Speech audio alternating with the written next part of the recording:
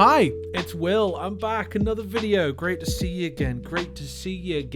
I thought I'd do another video about money, I guess.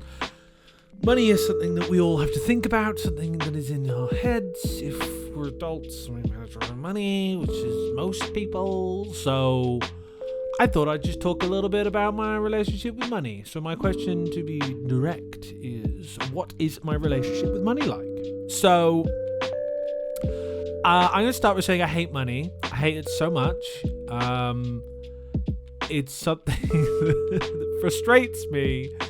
But fundamentally, it's like a tool and distribution of like economic resources. I feel money is like a concept. It is a concept. It's not a real. It's like paper that we all agree on has value.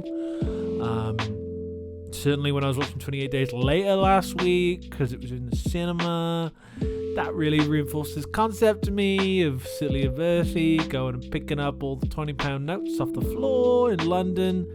But ultimately, that's not worth nothing, right? Because it's all about whether or not we as a society or other societies agree that there's a currency that we use to create some kind of equivalence of value so we can trade our wheat for our coats or whatever else we're trading, right? So that's kind of what I think money is.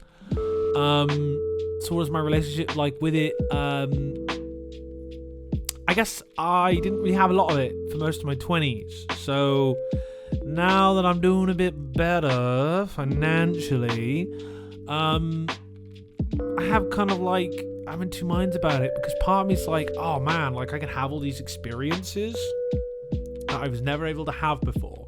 Like I'm in this position now where like I can afford to go and like do things, which is awesome. Love it a bit. And I've had so many amazing experiences just by the virtue of working from home and having more income. More income's great when you're poor, and I was very poor for most of my 20s. Your life's really narrow, dude. You just don't have a lot of choices, and you just gotta put your nose to the grindstone and do what you can do. So I guess for me, I have this internal conflict a lot where it's like, I feel really like I don't like spending money, mostly because I'll be honest, I have some debt that I'm like working and paying off. But I kind of have this feast and famine relationship with money where it's kind of like I'll be really frugal for a while, and like I'll pay off some debt, and then I'll just like splurge and go on holiday and stuff. And then that kind of undoes the saving of the debt I paid off, which is really frustrating, because I guess that speaks to a broader point of like, why am I in these cycles, right? And I guess I reflect on this a lot, and I guess I just think right now, physical and mental health, probably the best it's ever been. I'm stronger. I'm probably smarter than ever. I'm like not depressed, which is awesome. And I can like just do things. It's so cool. Man, for those who have not experienced depression, I envy you, because for me, being depressed was terrible. Everything was so much effort and so hard, and I just struggled all the time. And now I'm not depressed. It's so cool. I can just like do things and emotionally have a wider range of experiences, and not just be like everything sucks and I'm sad. So for me, like now that I'm not depressed, there's like a real momentum that I want to like do things, right? I want to push. I want to have experiences. I want to have experiences with people. My wife or my friends, or I'm like excited about the possibilities very often. And then this comes into my financial reality right now, is that like I amassed a fair amount of debt from when I was poor and sad, and I'm still trying to pay that off. And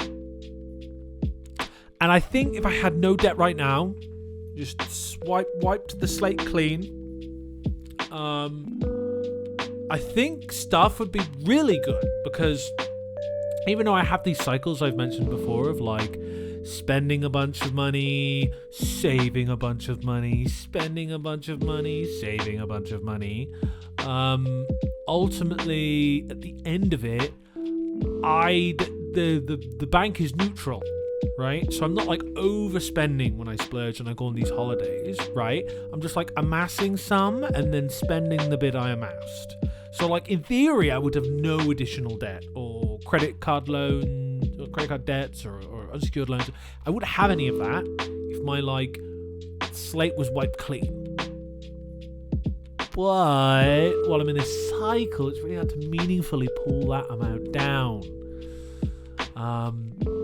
So it might be that I'll have to just like really zone in and process the idea of like, hey, you're not going to go on holiday for a while. I said that to myself, to my wife like 3 weeks ago. She videoed me saying it because this is a cycle I go through and we know how it goes. But I am going on a solo trip at the end of August to Prague. I feel a little bit like, oh, naughty by saying that, but it's all factored into everything. I'm doing it really cheap. Everything's already paid for. I just got to get on the train, get on the plane, land in Prague, get the transfer to the hostel, set up in the hostel, hang out for a couple of days, come home. And I've never been on a solo international trip, so that's a challenge for me. It's an experience for me, but it's going to be done on the cheap. So that's cool. I'm really excited about that. But, you know, money. We all got to think about it. I feel very resentful about it because I feel most of my life I've been like clawing desperately to get to the position where I don't have to worry about money. And I think this really motivates a lot of my actions. I think a lot of people will probably relate to this. But I feel like I just got to work more and just get rid of the debt. And then when the debt's gone, I can feel a lot of relief. And like part of me is really desperate to go to Japan. That's a lot of money. I'm from the UK, and that's the flight alone is like a lot of money. So to fly, then fly, then I've got to go to a place to stay, and they're hiking the taxes in Japan for hotels this coming March 2026, and I'm like, I really want to go soon because it's somewhere I've always wanted to go because I'm a huge weeb. I love anime, I love manga.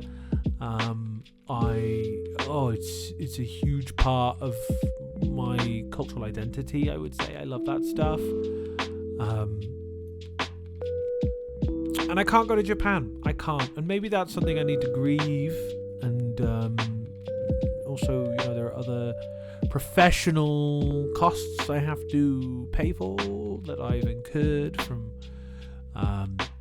trying to become a therapist. So I'm most of the way through that. And I have to pay for the membership. And I have to pay for indemnity insurance. And I have to pay for all the other stuff related to that.